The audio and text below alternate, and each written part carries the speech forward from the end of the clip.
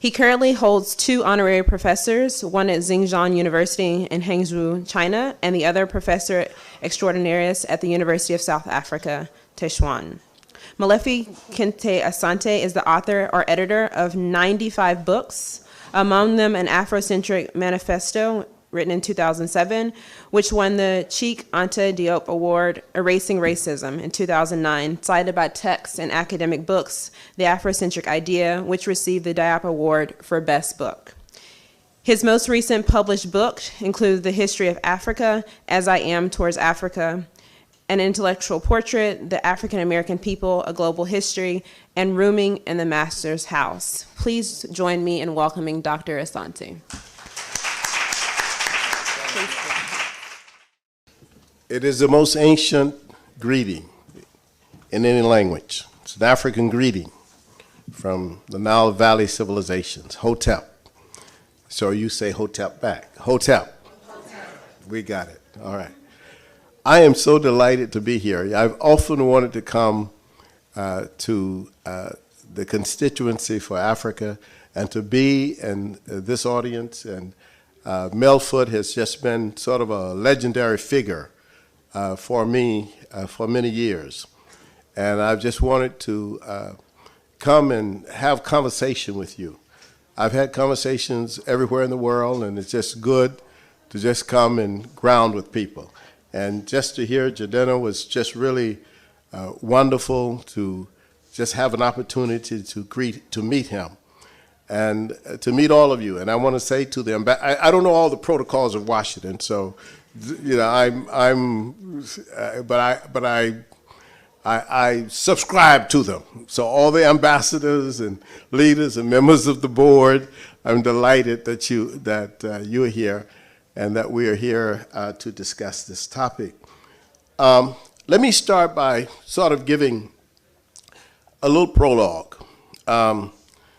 4 days ago, I came from South Africa, where I gave the keynote talk at Nelson Mandela University for the 40th anniversary of the death of the murder, actually, of Steve Biko.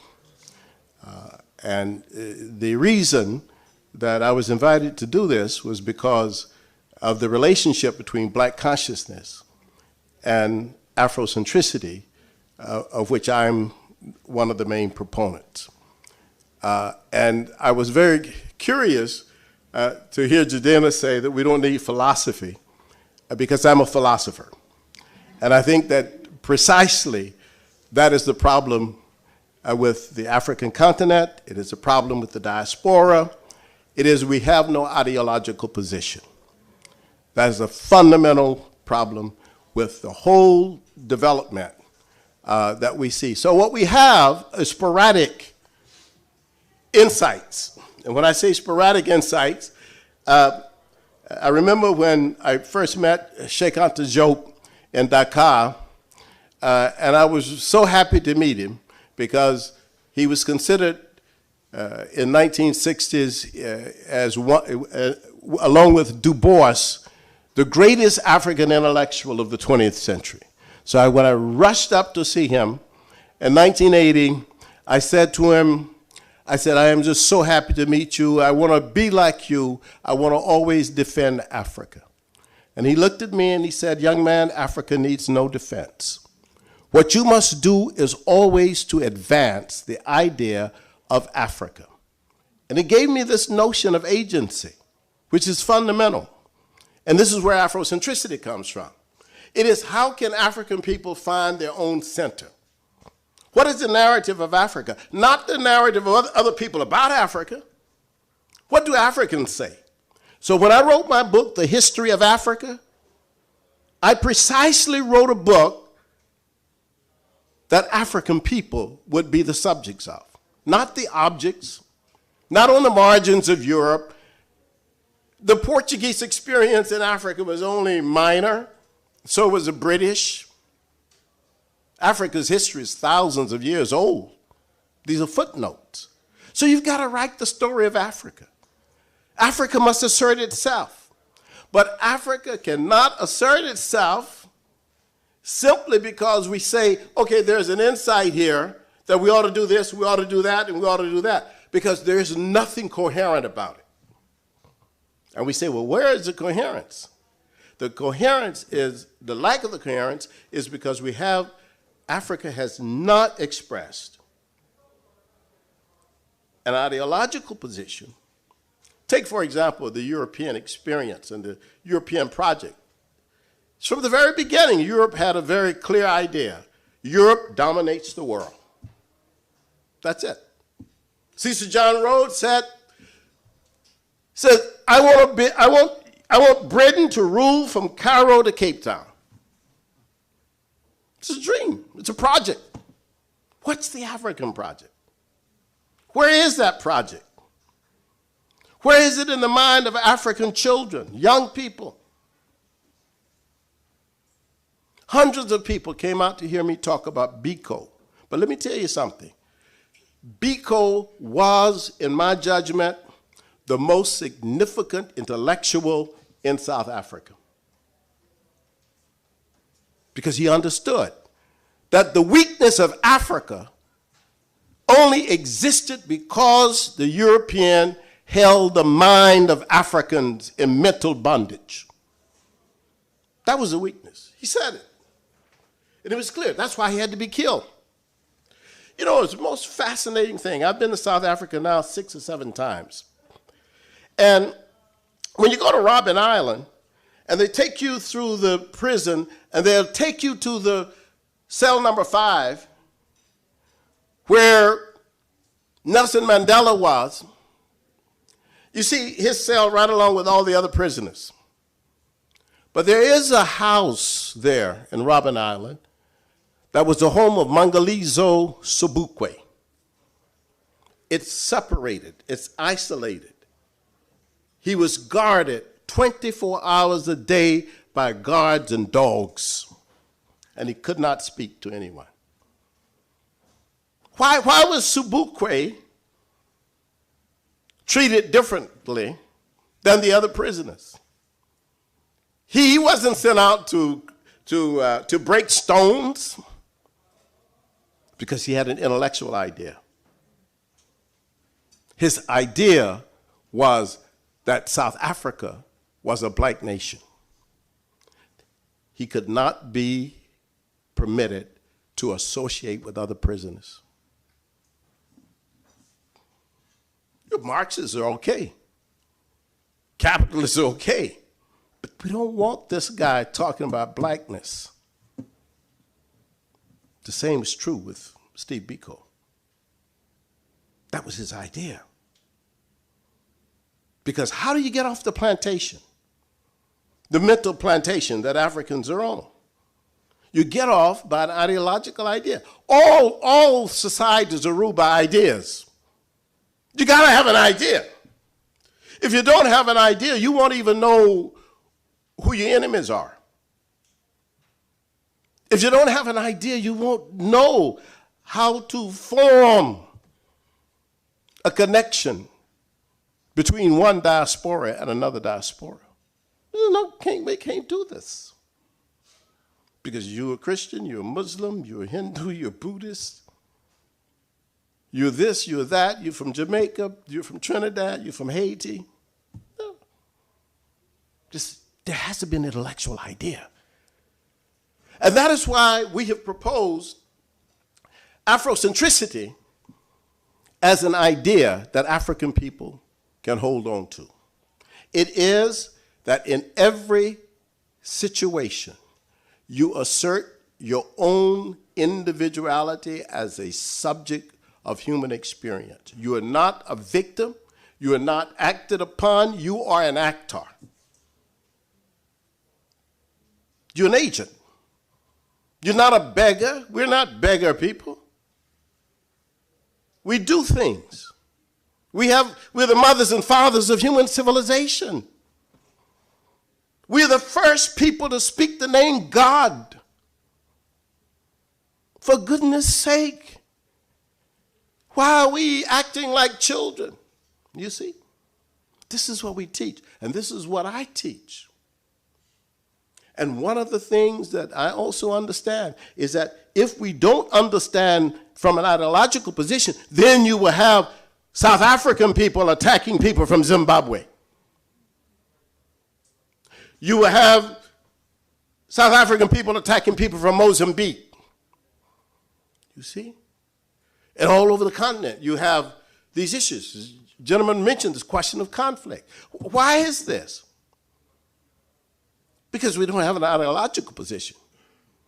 Ideology trumps everything else.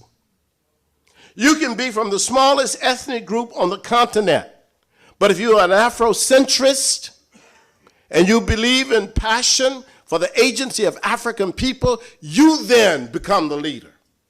It's not about your ethnic group or your linguistic group. It's about what do you believe about Africa. You see? That's a key. Now, and so you don't have xenophobia, or what I should say, Afrophobia, because actually the experiences in South Africa were really people, the fear of Africans. Not just the fear of strangers, the fear of Africans. Europeans were okay, but you couldn't be an African and move to South Africa in some neighborhoods because the people would attack you. And why would they attack you? Because they have no ideological position about Africa. They don't have a sense of relationship that we are all Africans. Why is it that many of the things that I do here in the States is that I work with schools in New Jersey and New York where you have Haitians and Jamaicans fighting each other? Why? No ideological position, no understanding of history. Philosophical thinking is essential. If you understood the Haitian Revolution, you wouldn't have a problem with Haitians. If you understood Nani and the Jamaicans, you wouldn't have a problem with Jamaica.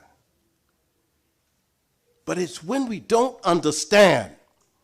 And I think for young people, for those of us who talk to young people and those who are young, here's the deal.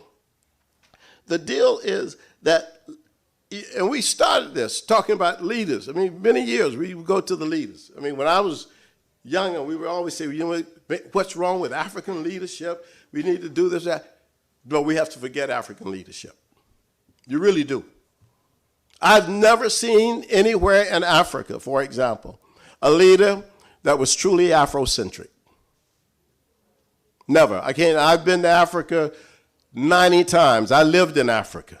I don't see it. I don't even know one university, and I've spoken to many of them. I don't know one university in Africa that's an Afrocentric university, whose curriculum is based on African ideas, whose center is Africa, whose core is Africa.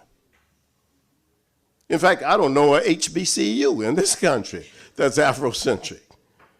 I'm sorry, Howard. You know, this is a problem. It's an ideological problem, and it's a problem. So when we talk about Dubai, no, they have an idea. And if you have an idea and you believe in an idea and you pursue that idea, you don't need everybody to be engaged in the pursuit. You just need a critical mass and you could bring it into being. We are disoriented, African people. We have disorientation. I'll tell you what the disorientations are, and I'll be finished. We can go on forever on this. First disorientation is, I call it, we have a terminological disorientation.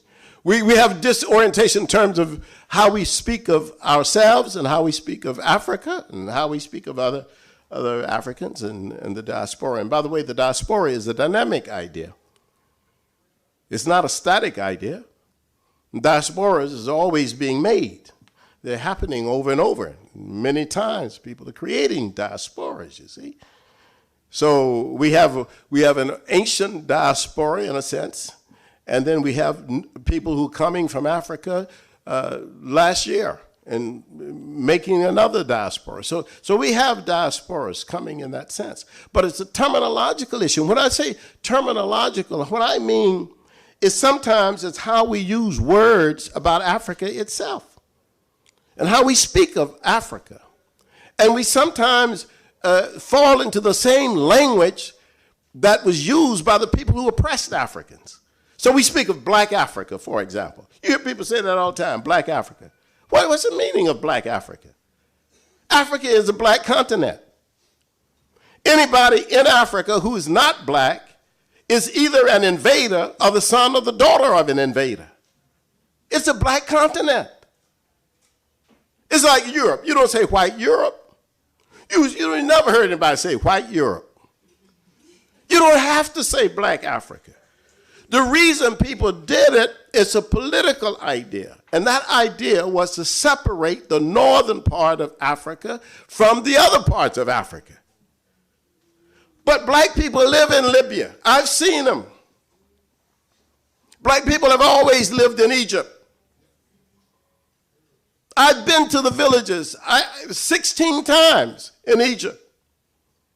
The black villages. So we have to rethink. This is a terminological issue. This is an issue of terms.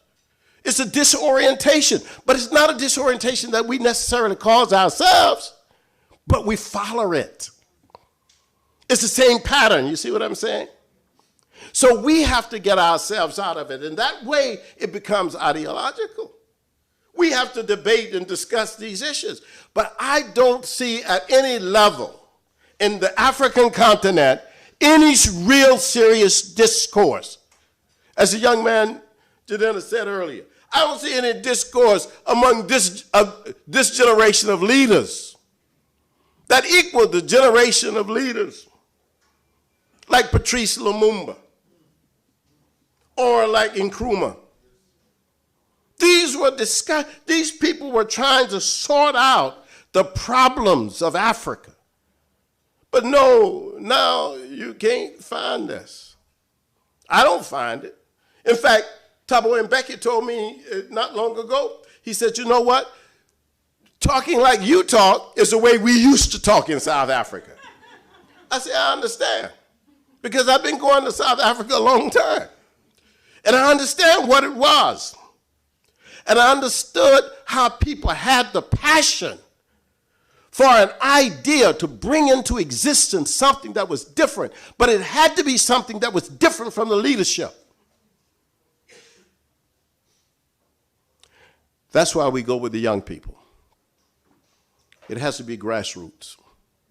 That's why we created Afrocentricity International. We have 30 chapters all over the African world right now, working quietly. We have them in Harare, we have them in Cape Town, we have them in Abidjan,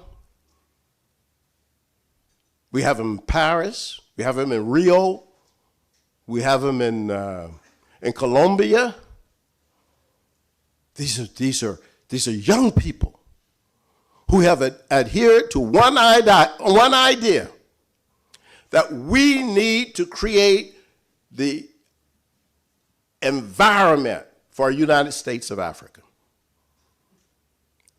I was so shocked, but shouldn't have been shocked, how easy it is to get black people in the diaspora and everywhere else to adhere to just that one idea.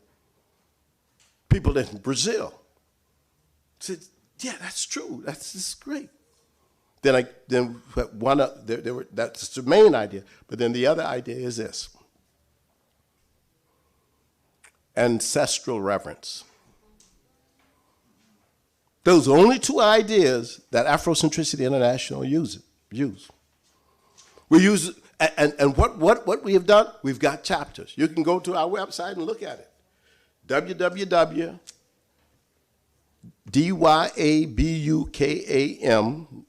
dayabukam.com. You see, it's an organization that's international. It's bringing African people from all language groups together. Not since Marcus Garvey have we had that. So last week, last Sunday, to be able to talk with people who are in Brazil, in Cote d'Ivoire, people who are in Guadeloupe, people who are in London, we all talk together on Skype because we've got all kinds of people who can translate. That's the different kind of environment. So why do we do this? We say we do this because we are interested in advancing an idea that we know we can't just talk to the president. We tried that. I tried that. I'll tell you one last anecdote, then I'll finish. In 2004 or 2005, there was a meeting in Abuja in Nigeria. And I was invited to go as a part of a delegation from one country. And they asked about 4 or 5 of us who were considered intellectuals or historians to speak about the United States of Africa. And we got up and we spoke, and then the presidents met, and we watched the presidents who were there. There were a delegation that was led by Obasanjo. And the presidents talked and talked, and then when they finished talking, several of them said, I can't go with this. I don't see this idea about the United States of Africa. I can't see it. One of them said, my country is an old country, and we can't do this because we'll lose our identity. Only one person stood up at the time, and that was President Wade of Senegal. And he said, if we could bring this into existence, I would gladly be a governor tomorrow. But we need the United States of Africa. But even people that I knew, presidents that I had known, said we can't do it. And they kicked the ball down the road and said, later, maybe in 2017. All those guys are out of office now, right? You can't do it with the leadership. There's no leadership, and there is no leadership. There's no African leader that can speak like this and can bring African people together like we don't have that person. And the most popular, even though people don't like him, the most popular leader among the youth is Mugabe. They did a survey. The most popular, and you know why? Because at least, and I was just there, when I went to South Africa, I went to Zimbabwe. I lived in Zimbabwe before, but I went to Zimbabwe. Headlines in Zimbabwe. Mugabe says South Africa is still colonized. Young black people like that in Africa because they like a person who tells the truth. And Mugabe tells the truth.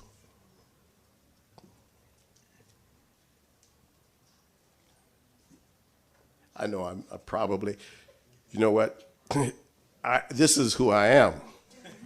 That's why you never heard of me before. They don't bring me to these kind of meetings because I tell you, no, I'm telling you the truth.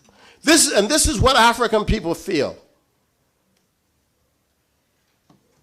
They are reasserting themselves as cultural leaders of Africa in Zimbabwe. That's why they had at the National Gallery the International Conference of African Cultures, because they're saying, wait a minute. That's why they invited me to come over there and talk about this. Because my idea, which is a strong philosophical idea, is that what we need on the African continent, we need universities, we need schools that will have Afrocentric curricula where we learn about each other. I mean, why is it that on the African continent there is not an African diaspora department in the universities? Tell me, I don't know.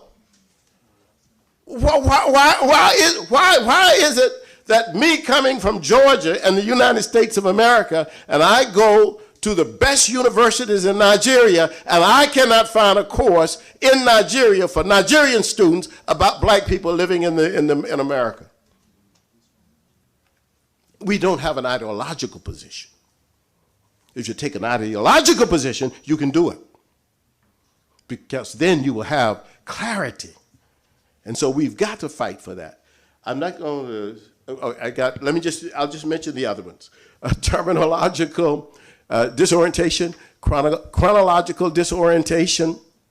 That's extremely important because sometimes we get our times mixed up. It's extremely important. I don't have time to explain it, but if you ask me a question, I can talk about it. Then there's also what I call interrogative disorientation. We ask the wrong questions. We don't know what questions to ask, or we don't know what are African questions, because some things are not African questions. Like a guy said to me the other day, this is just quick. A guy said to me, he said, well, are Africans monotheistic or polytheistic? I said, that's not even an African question. Don't ask me a European question. That's not you gotta ask me the right question. It's extremely important for you to understand where you're coming from. And then the last one is what I call narrative disorientation. We don't know whether we're in the narrative or outside of the narrative. And we've got to get a handle on this. And once we get a handle on this, I guarantee you we will be on the right road. Long live Africa. Dr. Asante, thank you so much for those thought-provoking comments, especially really getting to the point of the ideological conflict of colonialism and even the ideological conflict that we set within ourselves, and really your thoughts on the need to focus on an ideological position and really understanding our own perspective as Africans and finding that Afrocentricity within ourselves. So I do want to just take the opportunity for some questions for Dr. Asante. So I'll take a round of 3, and then we'll let him see, and then we'll see how we're going with times. Try to keep them as succinct as possible, please. So we'll go first with Dr. Herman, and then the gentleman in the gray, and then the lady right in front of him. Greetings, Molefi. You and I worked many years ago in the Math and Science Subcommittee for the Baltimore Public Schools. That's right. I remember. Right. So we were still trying to bring Afrocentricity into the curriculum. Yeah. I wanted to make 2 comments. One is the linkage with Steve Biko. I was 16 years old when I met Steve and grew up with the Black consciousness idea at medical school in South Africa. Yes. And Steve was first expelled from boarding school. That's right. Then from medical school. That's right. And then killed. That's right. And the progression was fairly clear. That's right. But Steve's best writing, I Write What I Like, yes, is a statement of true African identity. I mean, deep identity. And the thing that I learned most from him, every Friday evening we'd meet in his room, drink beer and talk Afrocentricity and Black consciousness.